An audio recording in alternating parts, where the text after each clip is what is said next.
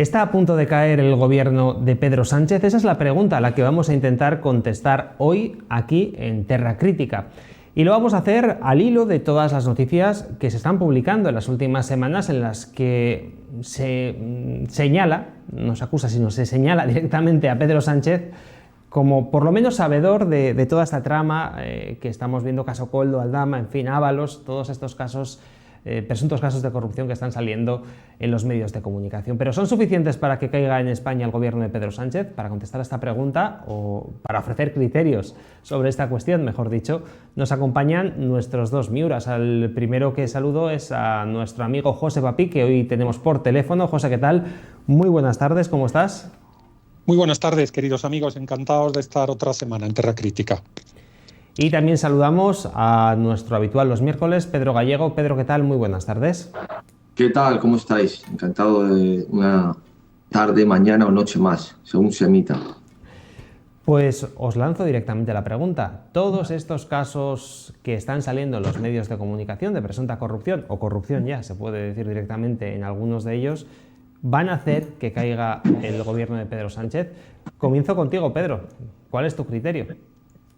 Bueno, mi criterio es que, pese a que nadie puede darle la veracidad que corresponde a una estadística sociológica, y menos del CIS, porque no solo no representan fielmente la realidad, sino que además se utilizan lógicamente para influir y cambiar o modificar o alterar las intenciones de voto futuras.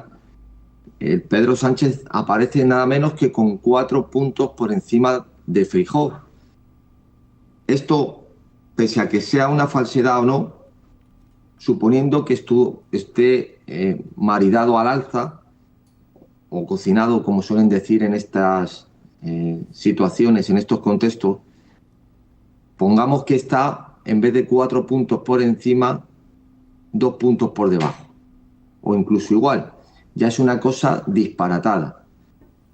Una situación política con un nivel de corrupción tan exacerbado, a unos niveles que están completamente anegados, con una metástasis en todas las instituciones, a unas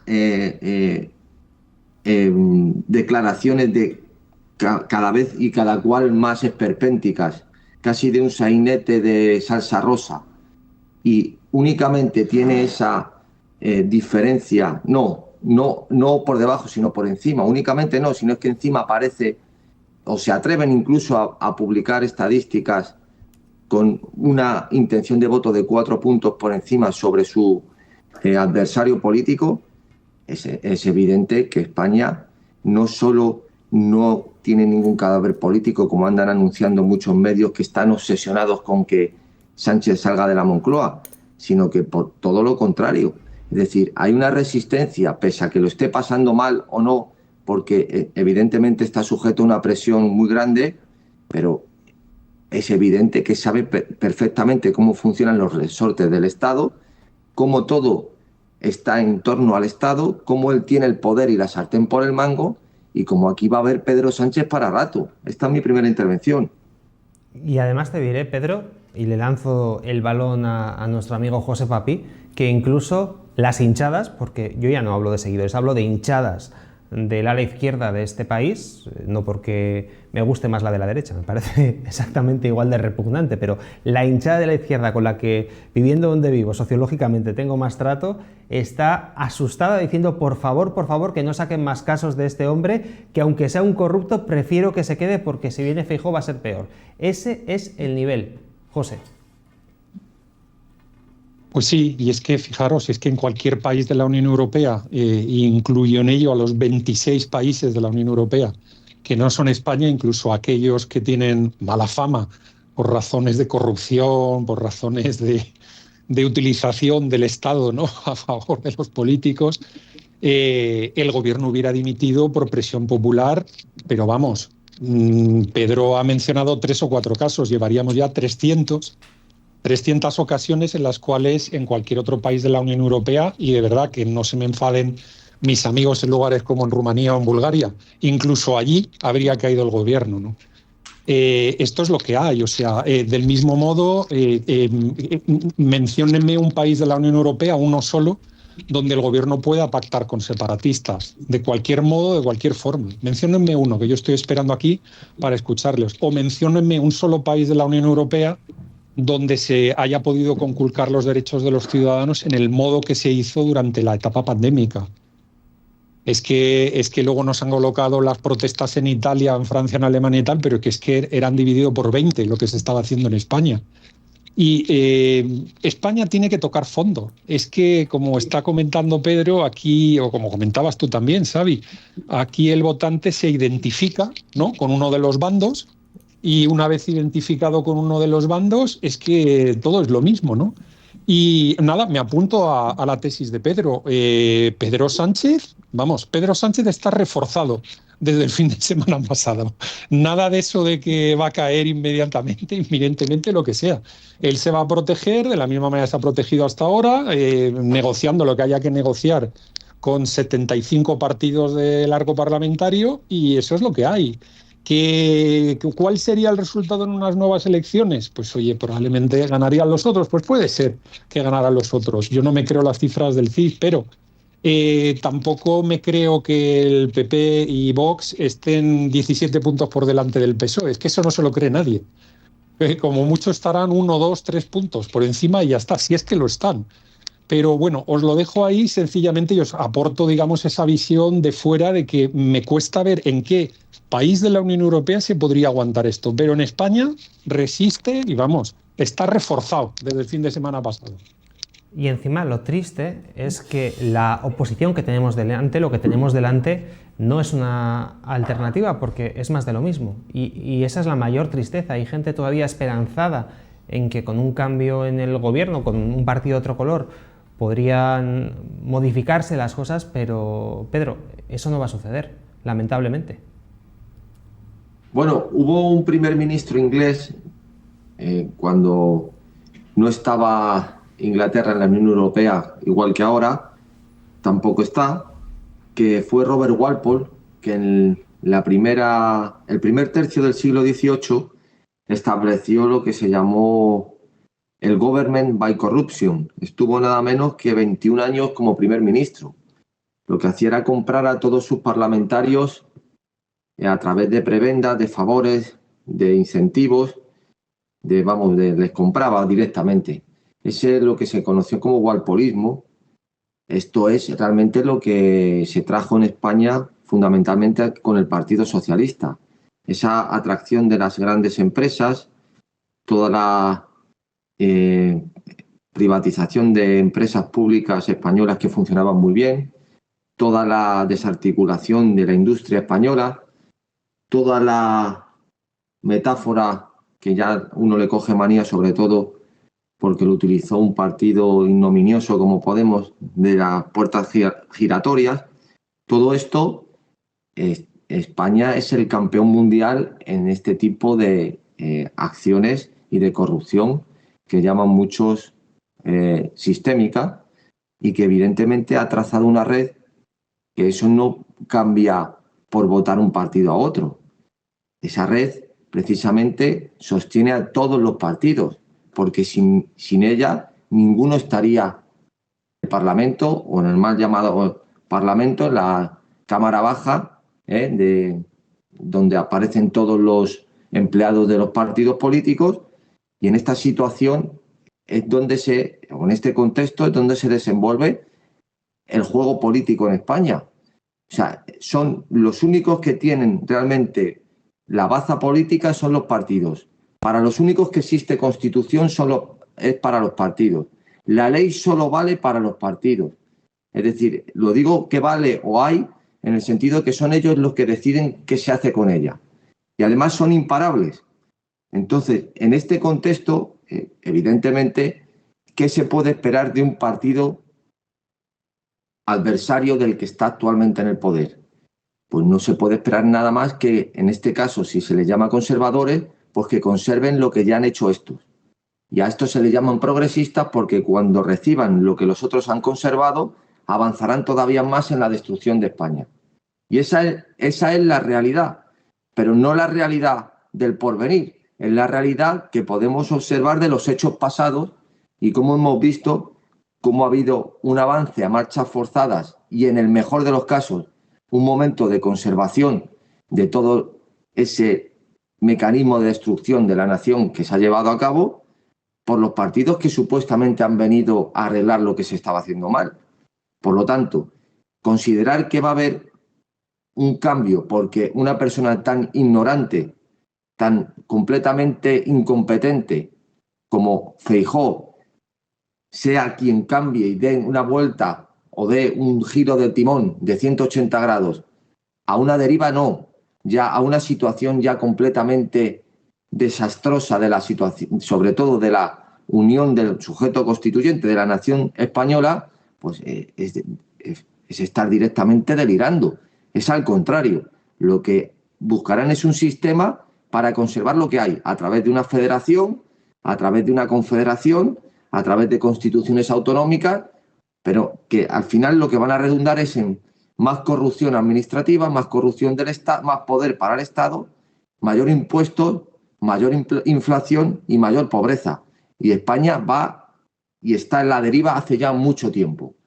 Por lo tanto, la situación realmente tiene una solución pues muy mala. No se puede esperar absolutamente nada de los partidos, pero lo peor es que no se puede esperar actualmente nada de los ciudadanos. Y eso es lo triste. Fíjate, el otro día, no sé si fue a micrófono cerrado, José, hablando contigo, como hablábamos de que España era fascista en el sentido estatalista. Es decir, España, no sé si por los últimos años de historia con Franco y luego con esta nueva Constitución que nos llegó caída del cielo, no hemos aprendido a ser libres. Ese es el gran problema que tenemos. No sabemos lo que es ser libre y siempre estamos buscando al buen caudillo que haga bien las cosas. No sabemos coger al toro por los cuernos y solucionar los problemas por unos mismos. Y es que ni siquiera tenemos la ambición de hacerlo porque no sabemos lo que eso significa. Y quizás eso sea lo más triste, ¿no? Amén a lo que dices. Y fíjate que los españoles con muchas tragaderas pues se agolpan alrededor del voto y, como tú dices, como muchos se llegan a plantear que con el cambio de caudillo en el partido A o en el partido B, pues su voto tendrá más sentido y podrá tener un impacto en la sociedad española. Esos son los españoles con muchas tragaderas. Los españoles con menos tragaderas se agolpan alrededor de las plataformas de entretenimiento digital, donde ellos allí le dan al me gusta, escriben unos comentarios denominándose a sí mismo el valiente Jabato 75, si el hombre nació en el 75, insultan allí a todo Kiski en las páginas de los periódicos o los periódicos deportivos y tal, pero evidentemente el disidente, ese español con menos tragaderas, se queda ahí, ¿eh? Se queda ahí. Luego no le digas que dé la cara, no sea que le llamen la atención en el trabajo, no le digas que dé la cara pagando una demanda judicial, no le digas que dé la cara no comprando determinados productos, ¿no? Y servicios que están al servicio de la destrucción de la nación, no les digas pues tantas cosas. Ellos sencillamente es el me gusta, el no me gusta, las visualizaciones, los comentarios con seudónimos, historias así. Y como bien decís los dos, ahora mismo España, ¿qué es? Pues es un país irrelevante, profundamente injusto y mucho más pobre de lo que era cuando se montó todo este tinglado del régimen del 78. Y eso es lo que hay. Y es decir, las tragaderas de los españoles en general, que todo el mundo sabe que la corrupción de nuestra clase política es aproximadamente el 10% del PIB español, todos los santos años, por sobreprecios pagados por las administraciones, duplicaciones de competencias, fondos reservados que no son reservados. Es decir, estamos hablando de que el 10% del PIB lo tiramos por el retrete todos los santos años. Es decir, España no es que sea rica, no es que sea fuerte, es que es lo siguiente, porque teniendo esta clase política o teniendo estos ciudadanos, le voy a dar la vuelta y lo siento si alguien se me enfada, teniendo estos ciudadanos y su reflejo en el poder, que es esta clase política, la verdad es que somos un milagro, vamos, aquí que estoy con Pedro, que es un hombre de ciencias, es un milagro de la ciencia, ¿eh? Esto hay que estudiarlo porque no es normal que logremos sobrevivir tanto, ¿no? Y yo creo que, bueno, que siempre hay ese porcentaje, ¿no? de gente que pelea y de gente que madruga y de gente que lucha, pero bueno, estamos en una situación catastrófica y es lo que hay. Y nada, yo es que no puedo más que apuntarme a lo que estáis diciendo. Es que como mucho, algunos están planteando el cambio de caudillo, que no el cambio de sistema. Y el cambio de caudillo, mientras este caudillo aguante ahí unos años más, él está encantado de haberse conocido. El youtuber más importante de España, ¿sabéis cómo se llama? Se llama Pedro Sánchez, porque hace un programa cada 4 años y le votan 7, 8, 9 millones de locos.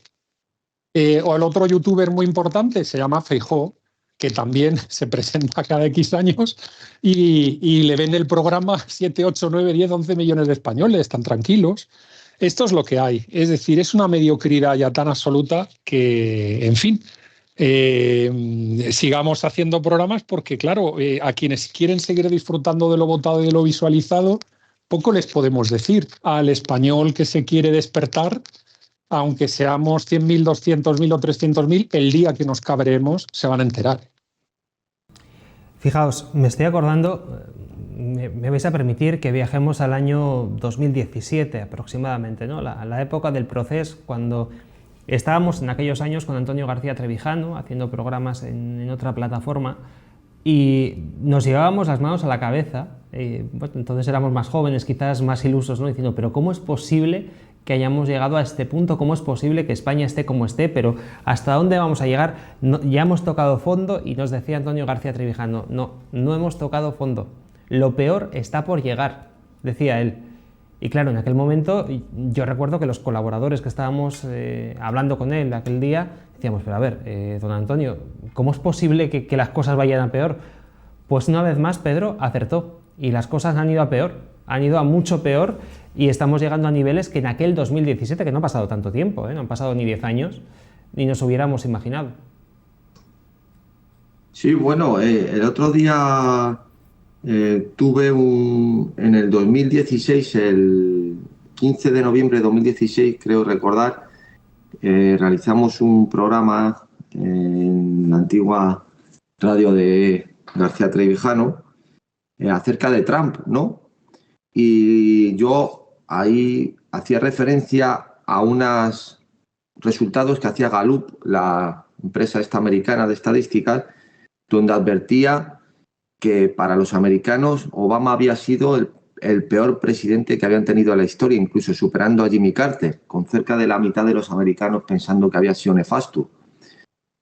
También hacía referencia, recuerdo, a que periodistas, o mejor dicho, publicistas como Victoria Prego, que además, como dicen los romanos, nomen es omen, el nombre es destino, fue la pregonera del régimen, pues hacía alusión a que incluso a pesar de que en Inglaterra venía el Brexit, en Austria salía la ultraderecha y en Estados Unidos llegó Trump, que eran todavía grandes países.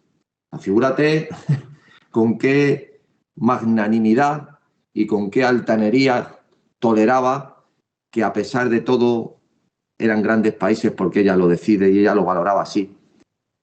¿Con esto qué quiero decir? Pues que evidentemente las cosas no pasan de un día para otro.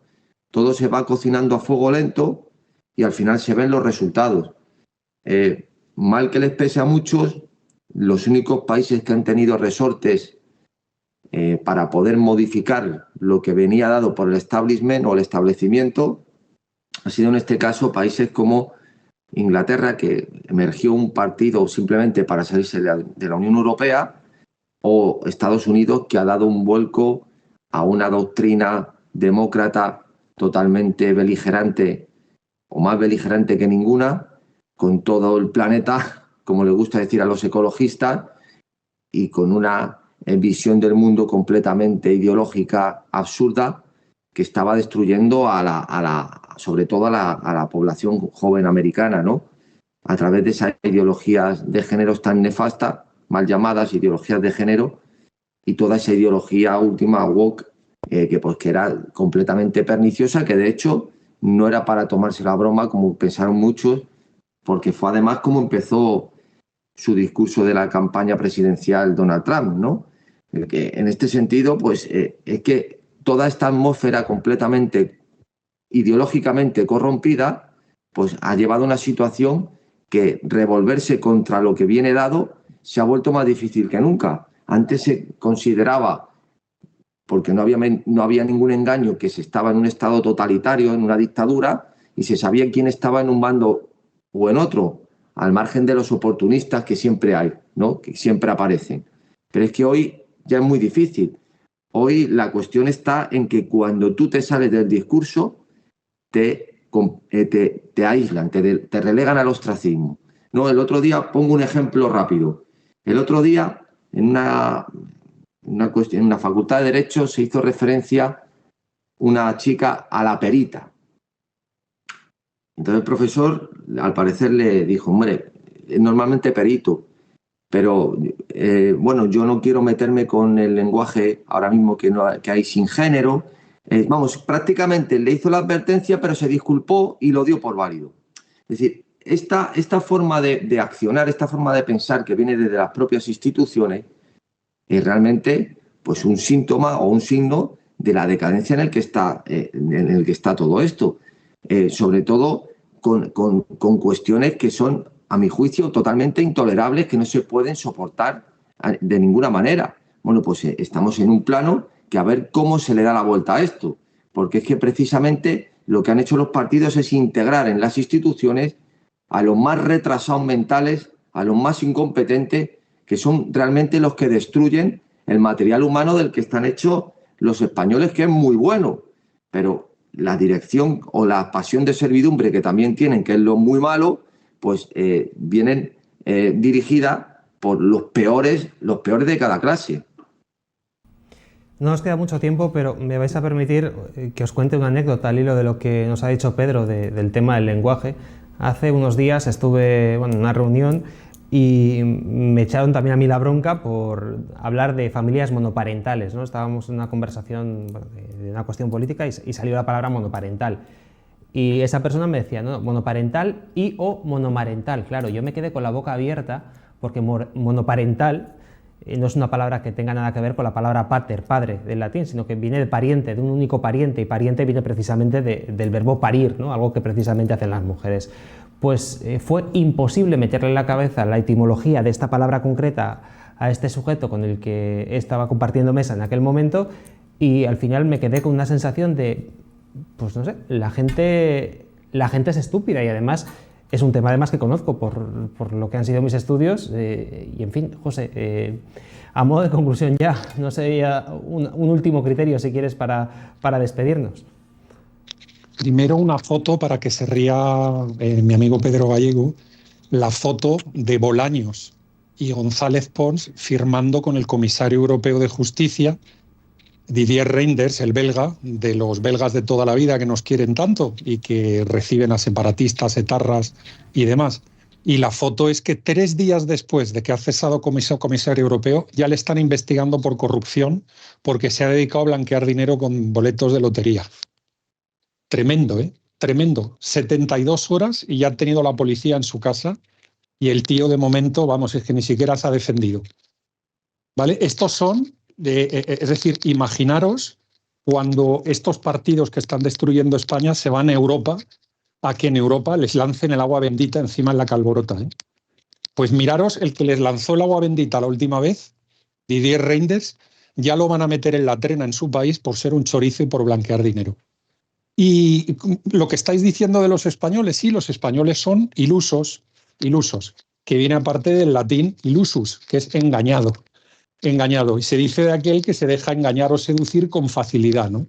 Porque asume que finalmente ha encontrado a quien obra con buena voluntad y le va a rescatar de su miseria moral y económica, es decir, el caudillo, el líder del partido político. ¿Qué es lo que acaba pasando? Que el caudillo no le va a sacar de ningún sitio y que el único que se puede sacar a uno del sitio que no le gusta es uno a sí mismo con esfuerzo. Así que eso es lo que hay. Y en definitiva, pues bueno, toca, como decía una político ya, gracias a Dios, retirada, toca hacer pedagogía, ¿no? Pues aquí seguiremos haciendo pedagogía, que no me gusta nada la palabra, porque no queda más remedio. Por cierto, José, me vas a permitir, haciendo referencia, es que me lo pones en bandeja, ilusus es el participio del verbo illudere, que significa burlar en latín, por lo tanto la traducción literal sería burlado, ¿no? Burlado, sí, llevas razón. Sí, lo cual sería todavía es es aún más gracioso, en fin. Pedro, conclusión para cerrar el programa de hoy. Bueno, pues simplemente que nosotros intentaremos hacer desde nuestra modesta posición toda la didáctica orientada a la acción desde los medios que tenemos y los que podemos obtener, y que desde luego la situación, desgraciadamente, pues o mejor dicho, los acontecimientos nos han dado la razón.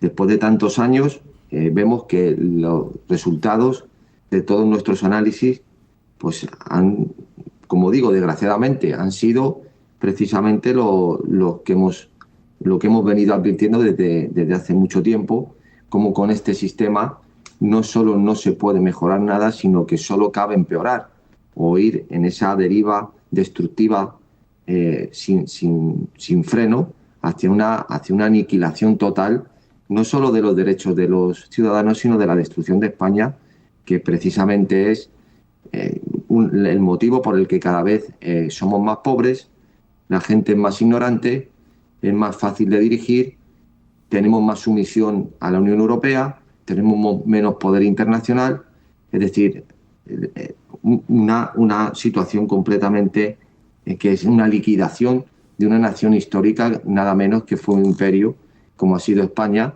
y que pues tristemente o cambian mucho las cosas, y no con una conciencia colectiva, sino una conciencia individual de cada uno de nosotros, que empieza a poner los pies en el suelo y realmente darse cuenta de que esta situación a través de los partidos actuales no se puede revertir. Pues caballeros, muchísimas gracias a los dos, a mis dos miuras favoritos por haber estado hoy con nosotros. Gracias, José Papí, por habernos acompañado un día más. Un abrazo, queridos amigos. Y gracias también a Pedro Gallego. Pedro, nos vemos el próximo miércoles. Un abrazo. Y a ti que nos estás viendo, gracias por seguirnos. Te recordamos nuestra página web, que es geopoder.net, ahí la estáis viendo, para que os suscribáis si queréis formar parte de nuestra familia. Cada viernes ofrecemos un vídeo para nuestros seguidores VIPs, en donde realizamos el análisis de una serie de cuestiones internacionales con criterios mucho más profundos, mucho más sosegados, y que tienen ese aval de 30 años de trayectoria profesional y académica de nuestro amigo José Papí. Así que si no formas parte de nuestra familia, te invitamos a que entres ya en geopoder.net y a que te suscribas. Mañana volvemos con Geopoder Actualidad. Que tengas un feliz día.